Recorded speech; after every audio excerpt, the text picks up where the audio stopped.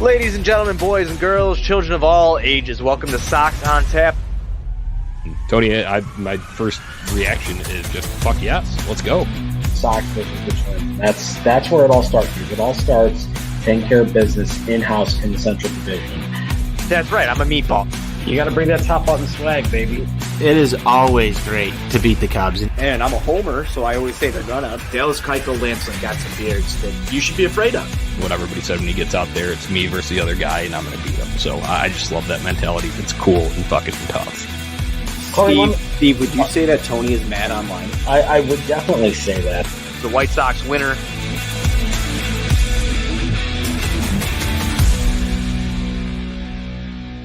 Hello, White Sox fans, and welcome into another Sunday Funday post-game edition of Sox On Tap. I am Tony Marchese, joined tonight by NWI Steve, talking about a White Sox winner. We've got plenty of other things to discuss on the show today. We're going to get into just a ton of White Sox talk, and that's why we do this. But before we get into it, Steve, I just want to say we split the series with Detroit. I need to get to your initial thoughts, and then I'll read some of our promotional material and some of our advertising stuff. So, Steve, hit me with your thoughts from today's White Sox winner. Hey, yo, Anthony. It's always nice to have a little family Sunday action here. Initial thoughts are this. Obviously, they needed this win today here to get a split in this series. Pivotal 19-game stretch, all within the division. You go 3-4 this week. That's not what you want to see. They got to clean this up. And perhaps the biggest week of the season coming up here in Cleveland and in Minnesota. So the fact that they were able to come back, win this ball game today, get on that plane to Cleveland tomorrow with a little bit of positivity is pretty important. Happy flights, right, Steve? Happy flights. That's what we want. Sox win this by a final of 4-2. We're going to get into a little bit of the recap of this and then move on to some general White Sox conversations. Before we do that, make sure you're following the show at Sox On Tap on Twitter. Just get on our YouTube, hit that subscribe button, add On Tap Sportsnet so you can hop in, chat with us in the comments, give us your thoughts on what you saw day in, day out, and maybe they'll get featured on this show. Steve, you can follow him at NWI Steve. You can see it right there if you're watching us live right now. If you're not, listening in podcast form, at NWI_Steve. Myself at Tony On Tap. Let's get into this, Steve. Sox win 4-2. This was a ball game where, I saw a lot of people out there telling me that this one was over before it started. The Sox were not going to make any noise, and that, we were just going to get shut out today because we scored 8 runs yesterday, and that's how the season's gone. So, Steve, let's get into the offense. It was a late start, but, man, I love late starts sometimes. Those were my favorite days in high school, late starts. You got to have, an extra smoke before school starts. You get to, you sleep in a little bit longer, maybe grab a coffee from Dunkin' Donuts or breakfast at McDonald's. Late start for the offense today on Sunday for the White Sox. How were you feeling about this White Sox offense today? Obviously, through 5 innings, not particularly great. You see another mediocre right-handed starting pitcher kind of carving through this lineup, and they were able to kind of piece things together. And it all started with a very maligned figure at the top of the order, Mr. Yoan Moncada, who I seem to recall someone in the Sox On Tap group chat questioning why he was leading off today. Anthony, question for you. Who was that? That was me, Steve. That was me. I'm a habitual lineup commenter. It's my favorite thing to do. If you follow me on Twitter at Tony On Tap, you can tell that I've always questioned the lineups. This is the first day I think I've questioned the lineup all season. I want to see Tim Anderson in there. I think said it best on today's pregame show. He was given a story about when he was playing for the Chicago White Sox and how he would show up to the ballpark. And if he, was needing a day of rest, he was told this is some kid's first ball game that they're ever going to. They're here to see Frank Thomas play. So you need to be in the lineup. Very different mentality these days. I can't say that I agree or disagree with it. because I see both sides of the coin here. It was really interesting to me that Tim Anderson got an off day today. Again, don't know what's going on with Tim or if this is just residual, from his groin injury. You got to rest that groin. He's got a big week in LA coming up, Steve. So there's just a bunch of question marks that I had when I saw Yoan Moncada leading off for the White Sox. I don't think I've seen him lead off since when he first arrived with the White Sox, or 2018. I haven't seen it in a long time. So here we are, Yoan Moncada. He's your straw that stirs the drink today, Steve. And I questioned it, and look what I get in return. Well, that'll happen sometimes. As it relates to Tim, I think it was talked about before the game. I think TLR had mentioned that obviously with the 8 games in 7 days coming up in Cleveland and in Minnesota here this week, and then plus with Tim having to make the All-Star travel out to the West Coast, that there was going to be an off day mixed in there. They weren't particularly sure when. Also making it sound like he's not going to play both games of the doubleheader on Tuesday in Cleveland, which I'm not overly thrilled about that, if I'm going to be completely honest with you, because Jose Ramirez has no problem playing both ends of a doubleheader at third base.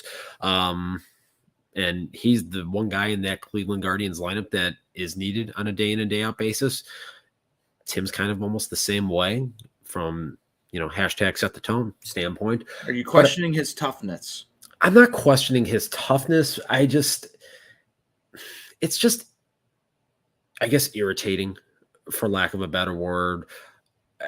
I'm going to come back to it. If Jose Ramirez can handle both games of a doubleheader, why can't Tim Anderson? And I'm not saying that that's a Tim decision. It sounds like it is a collaborative decision between the training staff and the coaching staff there. It just doesn't really make sense to me, given how important this week coming up is. It's simply irritating. It is a bit irritating, and that's why I question, why, the mentality stuff that I just went back to. I mean, Frank Thomas was talking about it. I feel like it's a fair question at this point. If the White Sox need you and you are the leader on this team, you're not in the lineup. Is this to save him for later? Like, I feel like I want more answers here. I want to know exactly what's going on, because then it's easier to understand. And the Sox, sometimes you don't really understand what's going on until 2 or 3 months down the road. We'll get more into that later. Steve, back to this ball game today. Yoan Moncada, you mentioned it. He did have a fairly decent day at the plate, although first inning wasn't his thing. Wasn't the thing for many White Sox players all the way through the 5th, but they eventually do start scoring runs. Before we get to the point where they are, we got to talk about something that was a little bit concerning, something that I really don't want to venture down right now, but we have to. Michael Kopech took the mound today for the Chicago White Sox. The velocity was down. He gives up a first inning home run to Javier Baez. I hate that guy. He's kind of just been a thorn in the side of the White Sox this entire series. He seems to revel in pissing off White Sox fans and having Cubs fans who are attending the game cheer for him. Something that you don't want to see on the south side if you're there. I know you witnessed a game or two of that, Steve. Am I correct? You witnessed some of this as well? Yeah. It's really fascinating for a fan base that portends to not care about the Sox. They spent a lot of time this weekend at a Sox-Tigers series. I don't seem to remember in 2006, or even if you go to 2010, when Aaron Rowan came back, when he was on the Philadelphia Phillies and came to Wrigley to play the Cubs. I don't remember Sox fans going there in Aaron Rowan jerseys to cheer against the Cubs. Just fascinating that we saw so much of that over the weekend, again, from a fan base that claims that they don't care about the White Sox, yet they spent the entire weekend in the ballpark. Yeah, it was quite interesting. There's some fascinating human beings that wear Javier Baez Detroit T-shirt, jersey, jerseys, whatever you want to call them, and Cubs hats, 235th and Shields, to go cheer on their boy who no longer plays for their team. I don't know why they're getting mixed up within, all of this, but they seem confused. They And, definitely don't care about the Sox, though. no, they don't. They don't care about the Sox. It's just a really interesting thing, and I feel like we had to bring Sox, this up. we're the ones that obsess over them, right? Yeah. So moving past that, because it's a really hard thing to do, we could spend an hour talking about, the people who showed up to root on for Javier Baez all weekend, but we got to get to some actual important White Sox stuff. It's just in our best interests on this show. Steve, Michael Kopech gives up that home run, kind of has a weird play where he comes off the mound trying to cover first base. He's obviously waved off, but there was something that the dugout didn't like on that play. La Russa, Katz, and the training staff come out. There's a mound visit.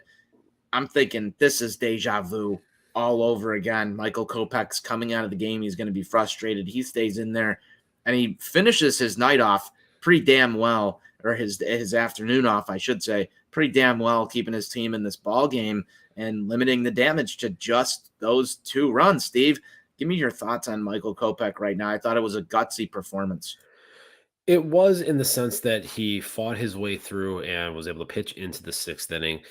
The stuff, again, still is not what it was early on in the season. So we're going on almost a month here since that start against the Texas Rangers, when he had to exit with the knee issue here. And for those of you that are listening, if you got a chance, go to ontapsportsnet.com. Listen to the interview that I did with Dr. Nirav Shah from Parkview Orthopedics, kind of giving a synopsis on what he thinks could be some of the issues with Michael Kopech going forward here for the remainder of the season.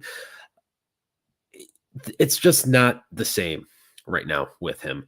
And I really think that there is a significant dead arm period that he's going through right now. He's at, I want to say, 74, 75 innings at this point, which is more than he had all of last season.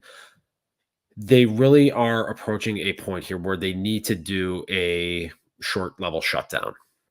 I think I wouldn't be at all shocked if perhaps we see maybe utilizing whatever leg issue that they saw in the dugout here earlier today as a reason for an IL stint this week coming up.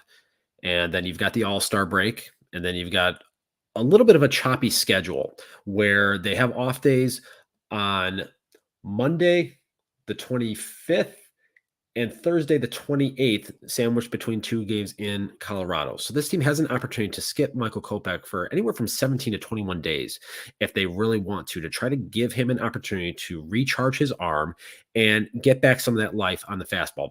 Because as you mentioned, Tony, he was sitting about 92 miles an hour here consistently today. That's well down off of his 95-mile-an-hour average that we've seen throughout the course of the season. So something's not right there. The crispness with the breaking ball isn't there. And Tony La Russa had even mentioned that Ethan Katz was working with Kopech to try to incorporate the changeup more in his pitch mix, which is something that I have been clamoring for much of the season here. It's an interesting time to see him start to do that when you see that decline in the overall velocity and the crispness in the breaking ball. So this really does, I think, lend itself to a great opportunity for the White Sox to give Michael Kopech a little bit of a breather here, recharge his battery, and then come back late in the month of July here, recharge, and hopefully this team is still afloat in position to contend for this division title, and he's strong. I wanted to just hand that over to you because you have all the hashtag facts for the people here. Steve, Kopech finishes his day 5 1/3, gives up only 4 hits. He did walk 3, struck out 4. That's not exactly the sexiness that you want from a line on a Michael Kopech start. There is definitely something that's ailing him. I think dead arm is probably very high on the list of things that could be. He's also a guy that loves to battle, Steve. He's a competitor. He's going to want to go out there and compete. How hard is it going to be for the White Sox to take the ball away from him, even if it's in his best interest? That's my question. It is definitely going to be a challenge, because the one thing I really do like about Michael Kopech, and I think the thing that separates him from some of the other guys in this rotation, like Lucas Giolito, like Dylan Cease, is he has that bulldog mindset. He's got a mindset very similar to Lance Would Lynn. the kids say that he has that dog in him? I believe the kids would say that. Okay. Hashtag confirmed. But at the end of the day, Michael Kopech is a guy, he wants the ball in big situations because he believes that when he has that baseball in his hand, that he is better than whoever is in that batter's box. He doesn't care. So asking him to dial it back for his best interest and for the best interest of the team right now, because he has been struggling from a performance standpoint for the last month, it is definitely going to be a challenge, but they have to find a way to do it, in my opinion. Fair enough. And Steve, I love the attitude and the way that he handles his business for that reason. So that's the reason for the question there. Steve, he was good enough today to help his team get a win. I thought, like I said earlier, very gutsy performance from Michael Kopech. I know it wasn't his best stuff, but there's always something about a pitcher who can go out there and be effective. When Michael Kopech came up into this league, it was the high-powered fastball. Fuck you, I'm throwing this past you. To see him settle in and hit his spots today kind of showed me a different side to this, and just I think is going to be a very, very important thing later on in his career as he ages. And you know this, Steve, someday you just wake up and things don't feel the same way as they did before. And you can't hit 98 anymore. You're throwing 94, 95, 89. You've seen a bunch of pitchers kind of wear that down. Michael Kopech, to me, hasn't been the guy that is all about hitting his spots and fooling hitters and starting to do some of the stuff that you're seeing right now. And a prime example would be Johnny Cueto on this White Sox roster, learning how to work through some of that stuff. I thought it was a great performance from him today. We got our guy Sox Insane in here. You just pulled his comment. He's hurt, so he's got that White Sox in him. I thought that was an absolutely perfect comment there from our guy Sox Insane. If you're not following him, go do that on. If you're not, Sox why? Insane. I don't know what why. You're not even Twittering right if you're not. Yeah, I mean those are just hashtag facts, Steve. Moving past Michael Kopech, I do think that it's time to get him a little bit of extra rest. I don't know how they're going to accomplish that because he is such a competitor and he doesn't seem to want to leave the mound. It'll be interesting to see how they handle that business. Maybe we'll have more of that information up on OnTapSportsNet.com later this week. Steve, we'll have to see if that happens. Some interesting foreshadowing, Anthony. It is. It definitely is. Let's get back to this, Steve. The White Sox don't get on the board until the fifth inning. They do end up getting a run across in the fifth to make it a 2-1 ball game. How imperative was it to be opportunistic in this inning for the White Sox? That has been a big struggle for this team all season, and that is a big part of the reason why they are sitting 2 games under 500 on July the 10th, because they have struggled to be opportunistic when teams have given them chances to put runs on the board, given them opportunities to score 1 run or add multiple runs in an inning. And it has cost them countless ball games here through the first almost 3.5 months of this season. So to see Yoan Moncada come through in that particular spot, and I saw a particularly interesting tweet from Jay Kuda earlier today that talked about Yoan Moncada with runners in scoring positions is hitting about 570 on the season. So again, there's a lot of narratives out there about Yoan Moncada. Some of them are fair, some of them are not. But I find it fascinating that Moncada has been a guy that actually has performed in those high leverage situations with runners in scoring position this year. And to see that continue again here today, to get that team off the schneid and on the scoreboard, was very important today. That's the Yoan Moncada that you want to see. And I know I left a little bit for you to fill in the blanks here, but I felt that it was fair for you to take the Yoan Moncada run that he drove in here and just kind of drive this home. When Yoan Moncada is playing at a high level, doing stuff like this, it only means good things for the White Sox. No one on this show is rooting for Yoan Moncada to be a bust. No one on this show is rooting for Yoan Moncada to fail. There's things that we also get a little bit irritated with at certain points, like points and parts of his game. But today is the perfect example of this, where Moncada can step up, be your leadoff guy when Tim Anderson is out, and go deliver in situations. Not to say that he has to be in the leadoff spot to go do that, but Steve, some of those stats about him in clutch situations, I think it's kind of imperative to go and look at it. It has to be part of the conversation when you talk about Moncada as a complete player. These are good things to know, because the more educated we are, the better we can view this game. Steve, the Sox then go into the next inning, and my baby boy, Your baby boy, he is hashtag back right now, Steve. He is hashtag back. I hope you can confirm it. He looks great at the plate ever since he was sent down to AAA Charlotte, figured it out a little bit. I gave him a little bit of tough love on this show, but he is, over the past weekend, just emptying Jerry's firework budget. We just talked about that a couple of days ago. Why is Jerry not blowing off enough fireworks at 35th and Shields? My boy Gavin, who promised it to me for my birthday, is now personally taking matters into his own hands, and he is making it smell like sulfur all around the ballpark. I fucking love it.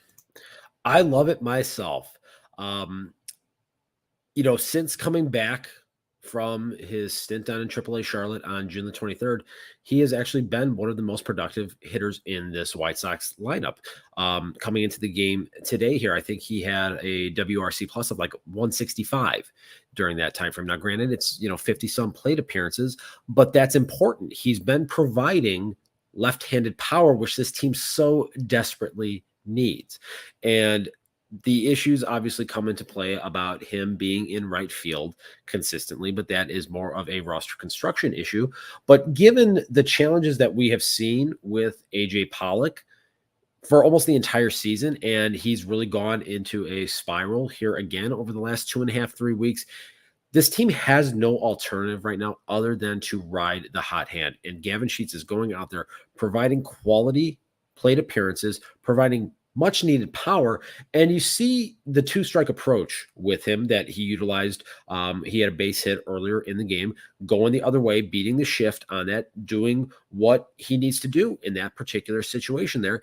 And then later in the game, getting his pitch and finding the launch codes, just like he did yesterday when I was in the ballpark, working himself into a quality 3-0 hitters count and driving the ball to the fucking moon. That's what I want to see from that big boy in the middle of the lineup.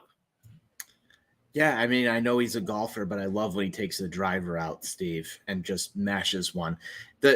He has just such a pretty swing when it works. Like when everything comes together for Gavin Sheets, that right field center gap is fully in play, and he's hitting home runs to parts of the ballpark that traditionally only you've seen left-handed power hitters hit to. If you've watched this White Sox team, Frank Edward Thomas would like a word. Well, he is just an absolute freak and one of the greatest baseball players of all time, Steve. So I'm taking him out of this equation. I'm saying right now you're not seeing a lot of the home runs from anybody else in this White Sox team go to that particular section of the ballpark, unless you get Yoan or Yasmani Grandal, but they seem to pull the line a little bit better than Gavin does in terms of gap power. So I love it. I think it's a great addition to the White Sox lineup. Something that I said before we hopped on here and went live is I think it speaks volumes to how hard Gavin's worked to get his shit back together. In terms of coming up into this lineup and challenging guys like Andrew Vaughn, AJ Pollock, who you traded a potential future Hall of Fame closer for to come in and be your guy in right field. After he was sent down, Gavin has really worked his way into this lineup. I don't think that he's had a lot of free passes on some of this stuff as much as his bat's just been valuable, because you watch the approach, you watch the way he battles in some of these at-bats to drive higher counts. I saw a little bit of that earlier on in the season. I know there's no awards for guys who take pitchers to full count and then strike out. And nobody's winning an award for that. The end result is still an out. But his plate approach has been one of the better plate approaches, I feel, on this 2022 White Sox team. And you see it finally paying some dividends right now. back-to-back games where he's left the yard. He's earning his playing time. He's starting to do things that, you no longer see people on twitter.com calling for him to be DFA'd and sent down and off this roster. I just think I love it because A, number one, I'm a Gavin Sheets fan, but B, number two, it's good for the White Sox when Gavin Sheets is hitting the ball the way he is right now. You are 100% correct, Anthony. This team needs a spark offensively, and Gavin has been doing what is necessary to provide that. If you're not getting it from other sources, if you're not getting it from AJ Pollock, if you're not getting it from Aloy, now granted, it's only been, a couple of games here. He did have the big home run in his return on Wednesday. Andrew Vaughn had been going through a significant power outage up until this week here. So they are in a position through no one's fault but their own, that if you have someone that is performing, you can't afford to not have them in the lineup, and you have to ride that hot hand. So we can talk all we want about handedness and everything, and we can talk, obviously, look, we all know Gavin Sheets is not a right fielder, okay? This is a roster construction problem between, Gavin, Eloy, Andrew Vaughn, and Jose Abreu. You just don't have enough spots. And so someone has to be out of place right now. And that has been Gavin in right field, but that's not his fault. But the fact of the matter is he's hitting. So if my alternatives right now are putting AJ Pollock in right field, a traditional outfielder who himself doesn't have a lot of experience in right field, but a guy that's not hitting. Okay. We're going to get to him later on today here. But by and large, for the last 3 weeks, he has not been hitting. That is not the case for Gavin Sheets. This team needs offense, so ride that hot hand. And it's times like these where, it just in life, Steve, you've got to ride it when it's hot. You've got to enjoy it while you have it. There'll be a time where Gavin Sheets gets back into a little bit of a slump himself. But when your boy is doing well, sometimes it's time to sit back and crack them and just enjoy the ride, as some people like to say. I've heard that before. Yeah, that was for you, Gavin. Cheers. Crack them and keep hitting home runs because I like to see it. Steve, you brought up a little bit of interesting foreshadowing yourself there just a moment ago, and it's time to get to the man himself, AJ Pollock. Absolute clutch performance from AJ Pollock today. He comes in and hits for Gavin Sheets, and then. But before we even get to that, though, we got to talk about our boy Jonathan Nani, who loves when the White Sox are opportunistic. Yes, he does love when the White Sox are opportunistic. Go set the table for this, Steve. I will set the tone for this instance. There you go. Let's set the tone. You go back. That was it the seventh or the eighth inning where this happened? I think it was the eighth. This was the eighth inning. The eighth inning, 2 outs, mind you, and Luis Robert comes up to the plate, hits a relatively routine fly ball. Robbie Grossman, who has not made an error since 2017, the longest errorless streak in Major League Baseball, drops a routine fly ball, allowing Luis Robert to get to second base. How many times have we seen it this year? A team gives the White Sox an opportunity. They open the door for them to take advantage and win a baseball game and snatch a victory from the jaws of defeat, and they don't capitalize. What happened today was really the script being flipped. Following that plate appearance, we saw AJ Hinch intentionally walk Jose Abreu, put runners on first and second. Now your baby boy Gavin Sheets comes up. Hinch is going to go to the bullpen, bring in his fireballing lefty closer, Gregory Soto. Take it away, Anthony. I just think that this was masterclass from Tony La Russa, honestly, Steve, because, I know that Gavin Sheets felt disrespected after Jose Abreu was walked in front of him. And he channeled that energy, and he handed the power over to TLR to take him out of this ball game and put AJ Pollock up. And Soto comes into this game fireballer throwing 100 miles an hour, and you get this nice seeing eye little lazily hit baseball that finds a gap, and for some reason the baseball gods allowed it to make it through the infield, and the White Sox are able to score in a very opportunistic fashion with 2 outs. When is the last time we talked about something just going the right way? I saw a lot of people comment about Andrew Vaughn. I commented myself, pinch hitting the other day, right process, wrong result. Today, same thing. I know TLR talks a lot about handedness and how he stages these things up.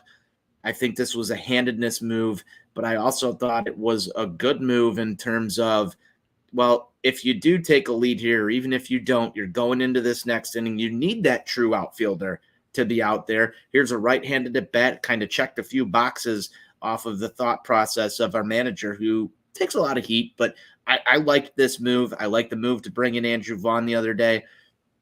It paid off. It might not have. It might not have, and I want to talk about what would have happened if it didn't for just a second here, Steve, because the talking heads would have wanted Tim Anderson to show up in this situation as a right-handed at bat.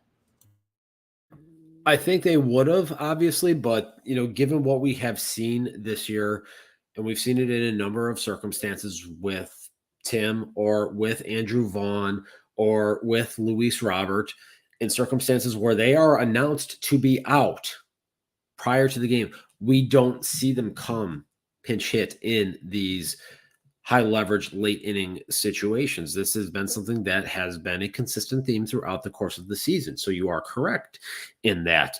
At the end of the day, the process was correct. And you outlined there the idea of then inserting AJ Pollock into, the outfield in the top half of the inning, should they have taken the lead, which they ultimately did. So again, from a process standpoint, it was absolutely correct right there. There were a lot of things from a process standpoint that were done effectively today.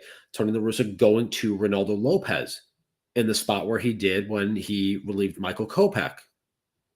Right process. Ronaldo Lopez has been outstanding this year. We saw him pumping 101 today.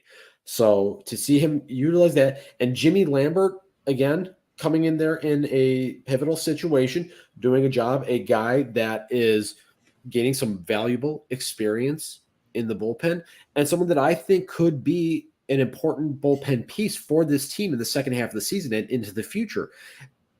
Guys like that developing, and Lopez and I think him have similar trajectories, where these were guys that were starters throughout the course of their minor league career, and even a little bit at the major league level, turning into viable bullpen pieces. That's what you need organizationally, so you don't waste money on Joe Kelly. Oof, a little backhanded comment there, Steven.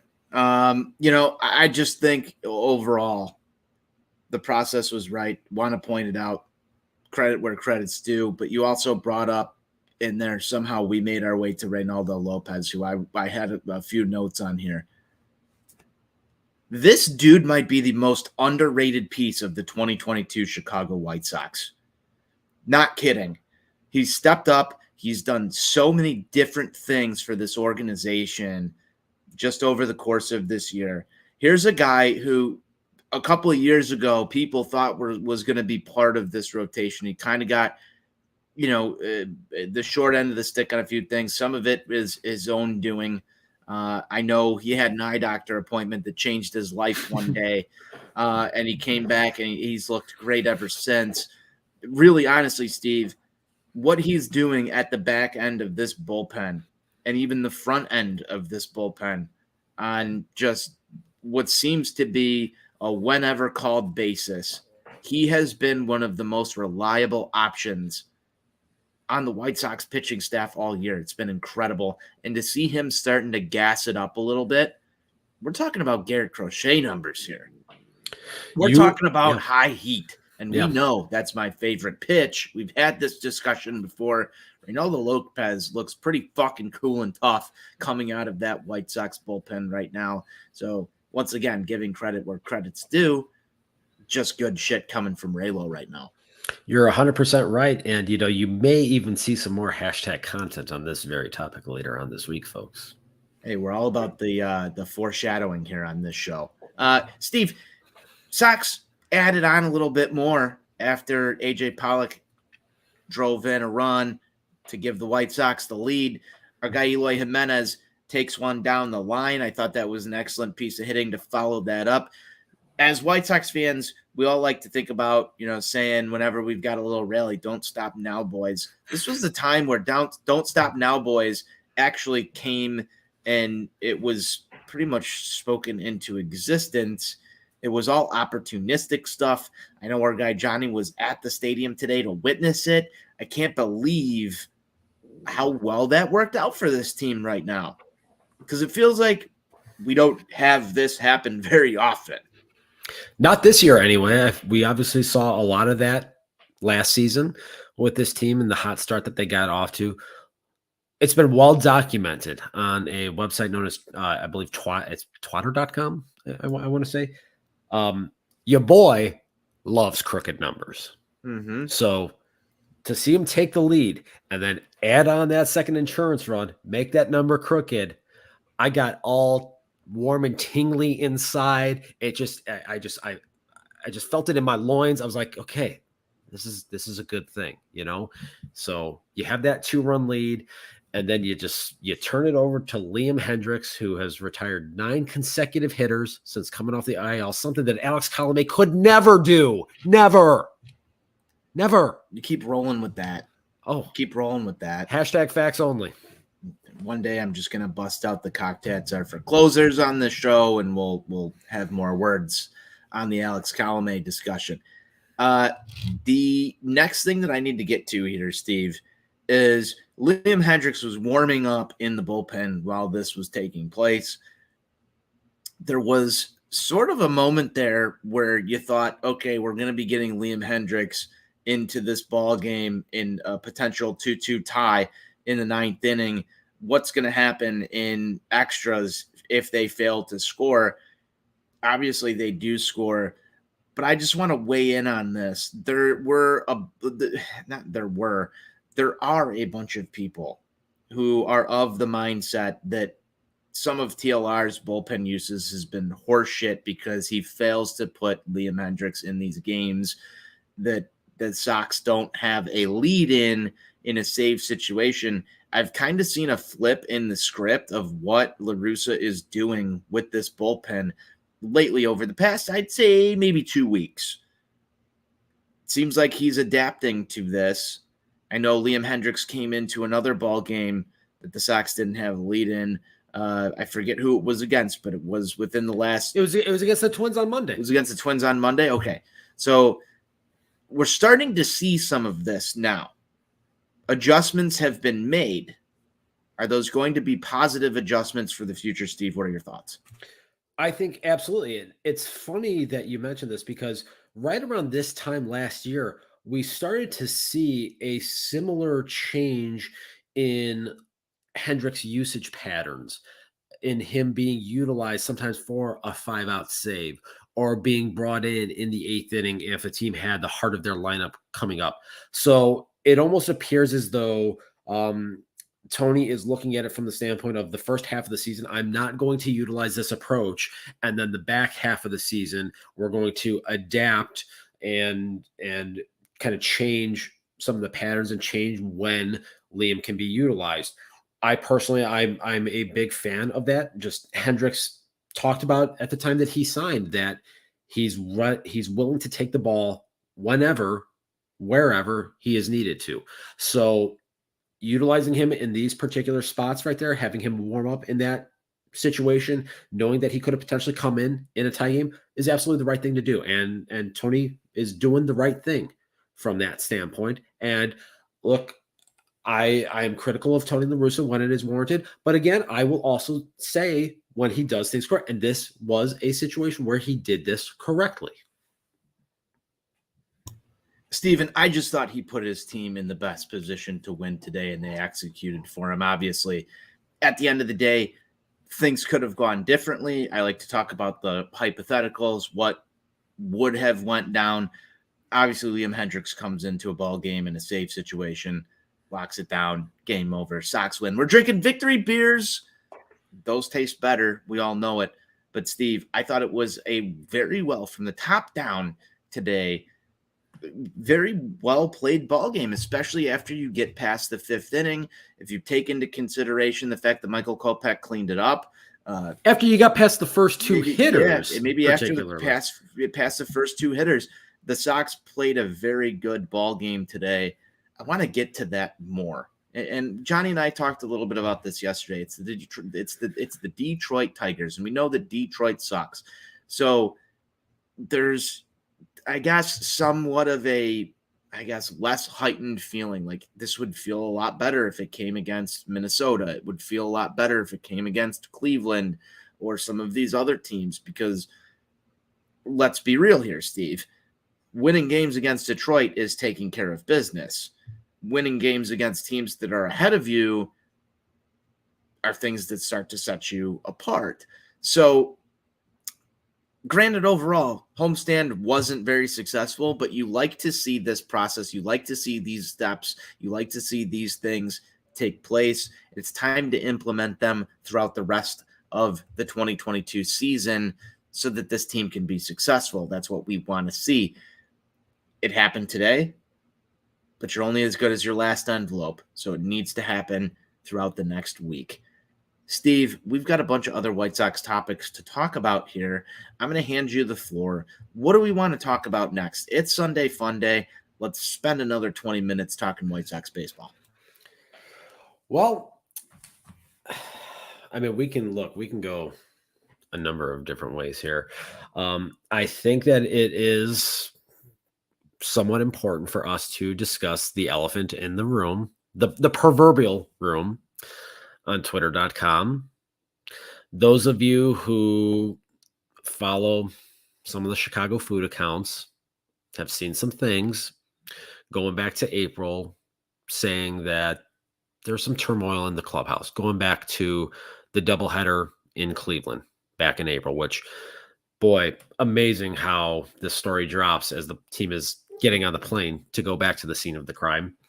And a piece from my boy, Bob Nightingale, #confirmed, stating that there is a lot of cliques and dissension and just not an overall harmonious atmosphere in the White Sox clubhouse at the moment. And that's obviously going to open itself up to a lot of fodder and a lot of discussion points within the fan base here. It really is fascinating just from the standpoint, everyone knows I like to make fun of Bob, and justifiably in a lot of cases, but he does have a track record of getting inside information as it relates to the White Sox more so than any other teams. And I will highlight one specific example. Late October of 2020, Rick Hahn is at the podium announcing the firing of Rick Renteria. Almost immediately, all of the national heavy-hitting baseball writers, your Ken Rosenthal's, your Jeff Passons, your John Morosi's of the world, are linking A.J. Hinch to the White Sox job. One person said the name Tony La Russa and was summarily laughed at. That person was Bob Nightingale. So for him to put a report out there today talking about some of the issues within the Sox clubhouse is, if nothing else, interesting. Whether it's factual or not, we're never really going to know, because the White Sox keep things very closed. They're a very tight-knit group. But for this to come directly from Bob is interesting, if nothing else. I think you set the tone here for this conversation very well there, Steve. Yeah, I mean, I have some thoughts on this. Obviously, this White Sox team has looked uninspired, I think, to say the least, throughout certain facets and aspects of the game, as well as over stretches. And I think that you can go and point some fingers to, like you said, the scene of the crime, the doubleheader that took place in Cleveland earlier this season. Now, again, to be a fly on the wall and actually know what happened there, it would be would be wonderful because we'd have more information on this. However, at the end of the day, I really think that if there are clicks, if there are problems within the White Sox clubhouse, if there are things that took place there, the roster construction looks a little different.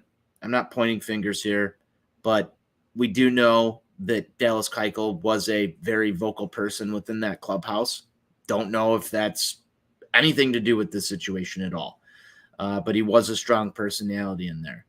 You look at the play from some of your leaders, and he called out leaders when he wrote this. If you actually look at the statement that Bob Nightingale wrote, there was a questioning of lack of leadership. And it's something that we've talked about on this show numerous times, Steve, numerous times.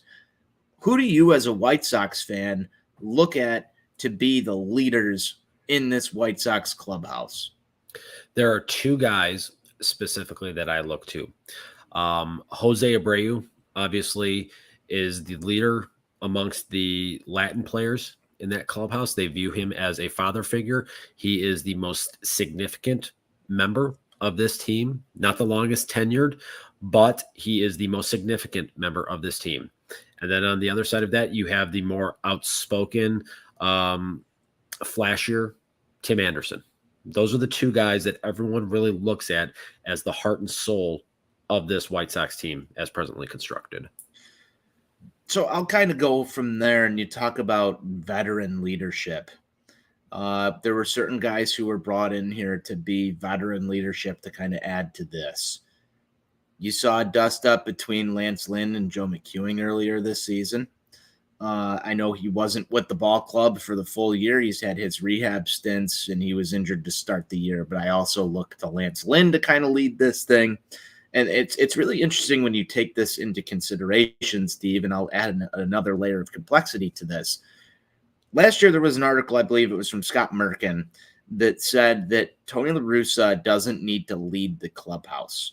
He looks to his guys who are there to be the leaders.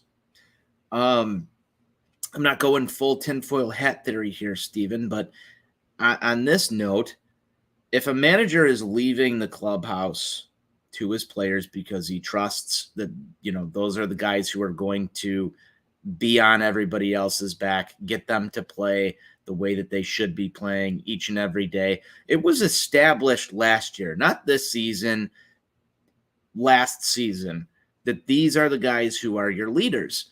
Now, leadership can change amongst groups of individuals and have changed for the course of human history at a fairly rapid pace. It's very intriguing to me, given the still shots of Abreu outside the clubhouse in the dugout. You've seen NBC Sportsnet's pregame show comment about it. We've talked about it on this show. Love seeing Jose being pissed off. Then you get Frank and Ozzy talking about, wow, why isn't he in the clubhouse dealing with these guys? You also have Tim Anderson, who's been in and out of the lineup, having a lot of rest days. There's something that I think could potentially be viable with this. It might have legs. Where I'm at with that right now is that shit needs to stop. It needs to stop now. The team needs to have fun. The team needs to be able to win ball games in order to have fun. Fix it on the field. The clubhouse will then become better. The results on the field haven't been fucking great. There's no way any of these guys entered spring training thinking that they would be in the position that they are right now. Whatever happened, it's time to bury the fucking hatchet and start winning ball games like you did today. It's very interesting this story came out after the White Sox won 2 games in a row, regardless of the opponent. But holy shit, it's time to fix whatever that is, because if it's even getting sniffed out in the national media, Steve, then there was a problem. Whatever that problem is, doesn't fucking matter right now. The goal is still the same. You have to win. You have to figure it out. And the best way to have fun is winning baseball games. Everybody needs to do their fucking job. From the manager, from the general manager, down to the right fielder, down to the guy on the bench, the guy coaching third base, first base, the trainers, everybody. It takes an organization that's in lockstep to do great things. If there's a problem with that, then we can start calling things into question. But right now, at this very moment, it's imperative that if there is any sort of cliques, leaders not getting along, any of that shit, it needs to stop immediately. And the best way to stop this is to start winning and taking joy in winning baseball games day in, day out. Every single time you go out on the field, you leave it there. That's all. All I have to say. It needs to stop now.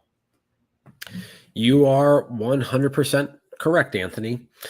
They are in a position, again, of their own doing. They have no more time to sit back and relax and deal with any junior high petty bullshit. You need to win fucking baseball games, and it has to start this week, because I got news for you. If you go 2-6 this week, it can be over. It very well could be over, because the two teams that you are chasing, you are a half a game behind Cleveland right now. You're 1 game back in the loss column. You're 3 back of Minnesota in the loss column. You go 2-6 here this week, that could turn into 6 or 7 real quick. And then all of a sudden now, problems start to get a lot bigger, because you are losing time on the schedule. The calendar now matters at this point. Whatever the fuck happened, if it did happen, it's over and done with. Get your heads together collectively as a unit and win baseball games, period, paragraph. Yeah, I mean, that's the only way I can address this, Steve. And I know that we've had comments on this show for months. There's been people talking about it on Twitter, what happened in Cleveland. Don't know. Can't tell you. But whatever did happen doesn't matter in this very moment. If the White Sox are able to overcome whatever that is. You saw the Lance Lynn, and here's my example of this. Lance Lynn, Joe McEwing. Cameras caught it. They talked about it. They made a joke about steak. Move on. Done. Over. That's the best way to handle your business. Just keep going. But you can't let things like this fester. You can't let them explode. You can't let them get to a point where everybody's wondering, what somebody's personal drama is back and forth. Because guess what? If people are talking about some of this shit on Twitter, you damn well know that these are people too. There's stuff going back and forth. It's time to put whatever it is to bed for the betterment of the team and for the betterment of everybody's goals. Because guess what? Certain guys didn't sign contracts to come and play for this ball club to deal with this fucking nonsense. Don't care what it is. Figure it out. Move on. Go play baseball. Go win ball games like you're capable of. Because at the end of the day, Steve, I like drinking victory beers. I'm a fan just like you are. Don't want to hear it. I don't. It's stupid. I want more numbers in that left-hand column, and I want them starting this week. Cleveland has lost 8 of 10 since those back-to-back walk-off wins over Minnesota. Kick them in the fucking nuts this week. Do it. They're down. Kick them in the nuts. Make it hurt. That would be fun. That would be real fun. Steve, you brought up what's on tap next for the Chicago White Sox. Let's do a quick little preview of what we've got coming up here, and then let's get out of here because I need to grab another beer. I've had a great time talking about White Sox baseball with you over the last hour, but it's time. What's next on tap for the White Sox? Heading on the road, going to the Mistake by the Lake big 4-game series in 3 days. Doubleheader mixed in on Tuesday.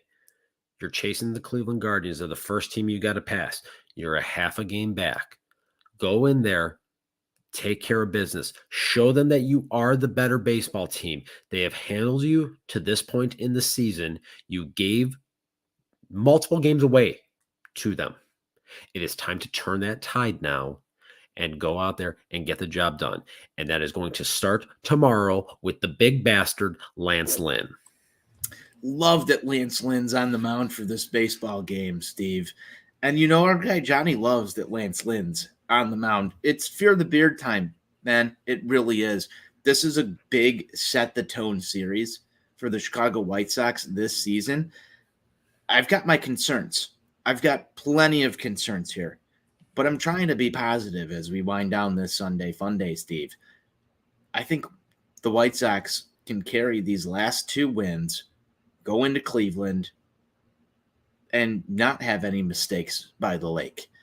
I'm looking for Lance Lynn to go in there, give me 6 innings of really well-pitched baseball, and the offense to continue what they did in the late innings, in the early innings tomorrow, so that you give Lance Lynn some run support and turn it on over to the bullpen. They got a little bit taxed today, but they've had some rest. Kudos of Johnny Cueto the other day. So here we go. This is it. This is time to play. It's time to go start making moves within the AL Central. There are 2 things that are important tomorrow: guts and nuts. And Lance Lynn is going to bring them tomorrow. I love it. Steve, do you have a pick to click? I do have a pick to click because you know what? He had a day off today. He's going to come back with some energy tomorrow. TA7. Let's go. Start driving the baseball again. You're looking for like one of those like lead off home runs? I'm looking, I was there last year in September in Cleveland. A magical day when my final memory of the Cleveland Indians was the White Sox celebrating a division title on their field. And what happened on that day? Tim Anderson nuked the first fucking pitch out of the damn building. Do it again tomorrow. I love that. I love that energy. Let's bring it. It's a set the tone Monday. Start to the week. Let's do it. Steve, I am going to go with Jose Abreu tomorrow. I just feel like he's going to take that intentional walk, his last chance to do some damage against Detroit for just a little while. And he's going to want to go out there in his next couple at bats and go do some damage because he's been seeing the ball very well. He's getting on base at a pretty decent clip right now. I'm going to go with Jose Abreu. I think he's going to continue to lead by example and continue hammering baseball. So I'm going Jose Abreu. I love it. Go in there and take care of business. Get hot. That's what we have to do. Steve, this was a wonderful show. We talked about a lot of White Sox topics. Thank you to all that tuned into this, especially those that tuned in on our YouTube. Drop some comments in. I know we've had Sox Insane, Sockside Mike. Our guy Boss on Tap was in here a little bit earlier ago. So Burt Drink made an appearance. Burt Drink made an appearance. Isn't that fantastic? So if you're not following us on the YouTube, go to youtube.com, search for On Tap Sportsnet. Go hit that subscribe button so you can come in, comment, talk with us. We have a good time, and just give us your White Sox thoughts.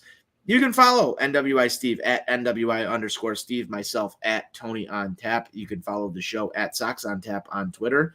Steve, it's been fantastic. I don't know any other way to close this down. White Sox forever. White Sox.